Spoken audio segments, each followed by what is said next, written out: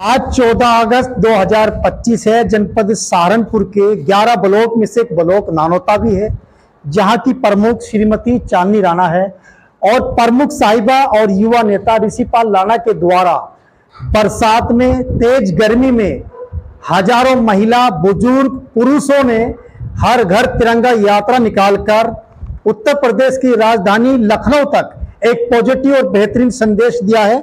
इसी मुद्दे पर चर्चा करते हैं ऋषिपाल राणा जी से।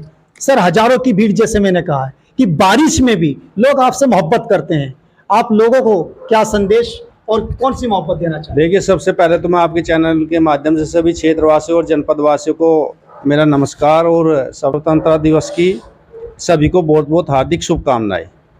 ये जो आज हजारों की संख्या में तिरंगा यात्रा में माताएं, बहनें और मेरे बुजुर्ग और युवा साथी जो इकट्ठा हुए हैं, तो ये सब क्षेत्र का प्यार और आशीर्वाद है।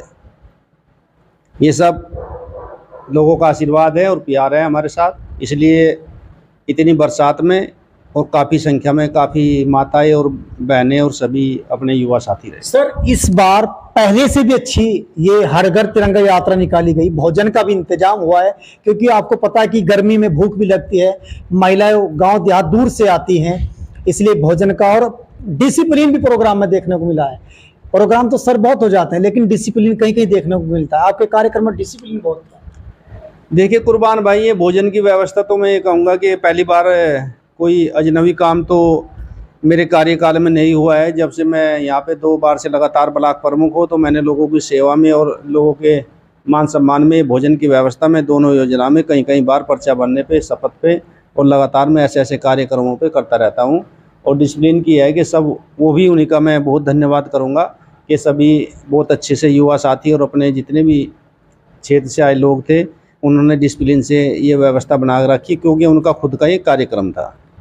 सियासी पंडितों का कहना है कि ऋषिपाल राणा जब भी कार्यक्रम करते हैं इम्पोर्टेंट हो जाते हैं, कुछ कार्यक्रम इतिहास के पन्नों में दर्ज होने चाहिए। हाँ बिल्कुल, मैं तो ये कहूँगा कि इतिहास के पन्नों में दर्ज होना चाहिए। जब से 2 बार हम यहाँ लगातार ब्लॉक प्रमुख रहे हैं, तो ये सब कार्यक्रम, इसमें जब से हम ब्लॉक प्रमुख बने हैं तो इसमें अलग अलग तरह के कार्यक्रम है जो पहले किसी ब्लॉक प्रमुख पे हुए और आगे किसी ब्लॉक प्रमुख में ना होंगे।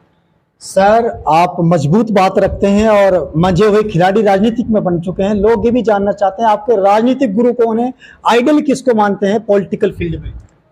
देखिए, मैं तो अपने राजनीतिक गुरु या सब कुछ जिनके सरपरस्ती में या जिनके आशीर्वाद से ये सब कुछ चल रहा है, तो मेरे तो बजरंगबली हैं और कोई नहीं है। हमारे एक गुरुजी हैं, मैं उनकी शरण में रहता हूं, और या बजरंगबली हैं, बस 2 हैं और कोई। बहुत अच्छी बात आपने कम वक्त में बताई है। सर, जब चुनावी चर्चा होती है, आप कहते हैं तीसरी बार चांदनी राणा को बनाएंगे, लोग ये भी जानना चाहते हैं अपने आप को क्यों नहीं कैंडिडेट साबित करते? देखिए, मेरी तो अब की बार कुर्बान भाई 2027 में विधानसभा की तैयारी है, इसलिए ही उनका नाम। हाँ, अब की बार तीसरी बार में उन्हें बना रहा हूँ और ये मेरा अपना डिसीजन था। पहली बार तो हम जब शुरू में चुनाव लड़े तब यहाँ पे रिजर्व सीट थी, महिला में सीट थी। तो बात करते हैं प्रमुख चांदनी राणा से, जिन्होंने अपना बहुत शानदार जोश नानोता ब्लॉक से दिखाया और शहर की कई इंपोर्टेंट लोकेशन पर भारी भीड़ के साथ पहुंची हैं। चांदनी राणा जी, आदरणीय प्रमुख साहब जो आपके हस्बैंड हैं, इन्होंने तो कहा है कि मेरे गुरु, मेरे आइडल बजरंगबली हैं, हनुमान जी हैं। आपके राजनीतिक गुरु कौन है? देखिए, मेरे राजनीतिक गुरु तो नहीं कह सकती, लेकिन हाँ ये है कि मैं अपने पति को ही सब कुछ मानती हूँ। उनसे मुझे बहुत हौसला मिलता है। वैसे भगवान के आशीर्वाद से काफ़ी मतलब पहले से ही थोड़ा सीरियस रही हूँ मैं इन मुद्दों को लेके, लेकिन जो मुझे हौसला मिला है, जो हिम्मत मिली है, वो समय समय पर इन्हीं से मिली है और मुझे इन्हें देखकर बहुत ही ज़्यादा अच्छा फील होता है। जहाँ भी मैं कमजोर फील करती हूँ, ये मुझे हमेशा ये ताकत बनकर का काम करते हैं। अच्छा, महिलाएं आई हैं, उनके सम्मान में कोई शब्द है आप? जी, महिलाओं के सम्मान में ये कहेंगे कि आज तो शायद शब्द ही नहीं है, क्योंकि वो हमेशा ही ऐसे खड़ी रहती हैं। ऐसे अपने घर परिवार की महिलाएं भी नहीं होती हैं, वो इतने अच्छे तरीके से हर प्रोग्राम में मेरे साथ रहती हैं और सब फ़ोटो खिंचवाती हैं। वो अपना समझकर इस तरीके से आ जाती हैं, ना वो धूप देखती हैं ना छाँव देखती हैं, और बहुत खुश भी होती हैं वो। मैं उनका बहुत तहे दिल से धन्यवाद करना चाहूँगी कि वो मेरे साथ हमेशा खड़ी अच्छा, रहती हैं। जैसे प्रमुख साहिबा भी, हमने राजनीति से अलावा इनसे सोशल सवाल कर रहे थे, खाने पीने को लेकर, रहन सहन को लेकर। प्रमुख साहब के बारे में लोग ड्रेस कोड को भी लेकर के एक ही ड्रेस पहनते हैं ज्यादातर। ऐसे बहुत सारे नेता हैं, राहुल गांधी, अखिलेश यादव भी एक ही ड्रेस कोड पहनते हैं। इस पर आपका क्या कहना है? ज्यादातर आज नहीं बल्कि व्हाइट शर्ट और ब्लू पैंट पहनते हैं, इस पर क्या कहना है? देखिए, मैं इन्हें यही कहना चाहती हूँ, क्योंकि इनकी कुछ जो चीज़ें हैं ऐसी हैं कि अपने आप को ना तो ये ड्रेस को लेकर और ना ही व्यवहार को लेकर ये कभी भी रंग बदलते ही नहीं है। तो ये जैसे हैं वैसे ही दिखाने की कोशिश करते हैं, और ये कभी भी ऐसे काम करते ही नहीं हैं कि सफ़ेद कपड़े पहनकर ये कोई भी काले काम करते हैं। जी जी, तो ये हमेशा अच्छी ही क्योंकि ये युवाओं के नेता हैं, युवा इनसे बहुत प्रेरित होते हैं, तो ये अपने आप को भी इसी तरीके से रखते हैं और युवाओं को भी यही प्रेरणा मिलती है। जो ये पहनते हैं, मुझे लगता है काफ़ी युवाओं का वो फैशन बन जाता है। अच्छा प्रमुख साहिबा, जब आप ननौता एरिया से अलावा दूसरे इलाके एरिया में जाती हैं और अपने हस्बैंड साहब का नाम सुनती हैं, तो कैसा महसूस करती हैं? क्योंकि बड़ा नाम बन चुका है ऋषिपाल राणा। जी जी जी, मुझे बहुत अच्छा लगता है, बहुत खुशी होती है। ये खुशी की तो बात ही है, और सबसे बड़ी बात ये है कि मुझे ना हमेशा ईमानदार नेताओं में इनका नाम सुनने के लिए मिलता है। और आज जमीर जिंदा है, खुददार इंसान है। जी जी जी, और राजनीति तो सब करते हैं, कोई बड़े लेवल पे, कोई छोटे लेवल पे, और ऐसा है राजनीति 5 साल के लिए आती है और चली जाती है, इसमें कोई बहुत बड़ी बात नहीं है। लेकिन जो इन्होंने लोगों के दिल में अपने लिए जो जगह बनाई है वो परमानेंट है। अच्छा ऋषिपाल जी, हमेशा हमारे कैमरे पर काफी बार कहा, मैं बहुत सॉफ्ट हूँ आम जनता के लिए, आवाम के लिए, उनकी सेवा में 24/7 तत्पर रहता हूँ। आपने कभी सुना है कभी भारी भीड़ में किसी ने कहा उनके पति बहुत खतरनाक है? नहीं, ऐसा मतलब देखिए, अगर सुना तो है वैसे मैंने कि बहुत खतरनाक है इनके हस्बैंड। जी सुना था, लेकिन अभी नहीं है, अभी ऐसा नहीं है, क्योंकि अभी अब काफ़ी दिनों से वो लोगों के बीच में है, तो लोग उन्हें बहुत अच्छी तरीके से जान चुके हैं। पहले ये देहरादून में रहते थे, तो शायद लोग इन्हें सही से ना भी जानते हों, तो वो भी एक कारण रह सकता है।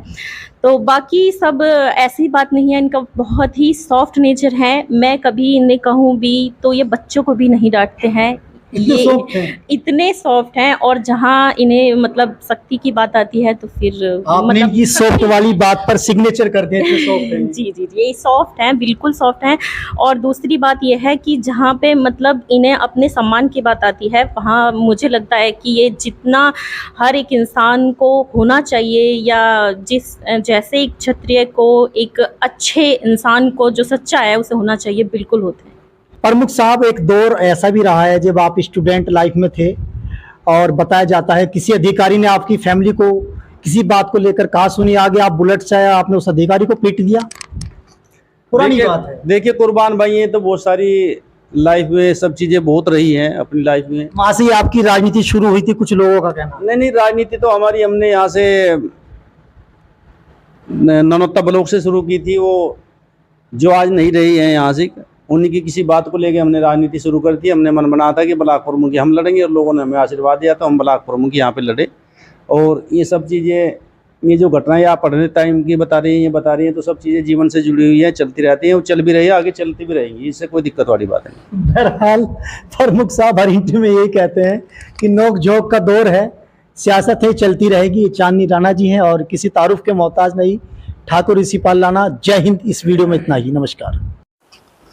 दोस्तों, जैसे कि आप ग्लोब इंडिया यूट्यूब मंच के बहुत सारे प्लेटफॉर्म से देख रहे हैं, नानौता ब्लॉक से एक महारैली निकलती है और वह नानौता के अलग अलग लोकेशन पर जाती है।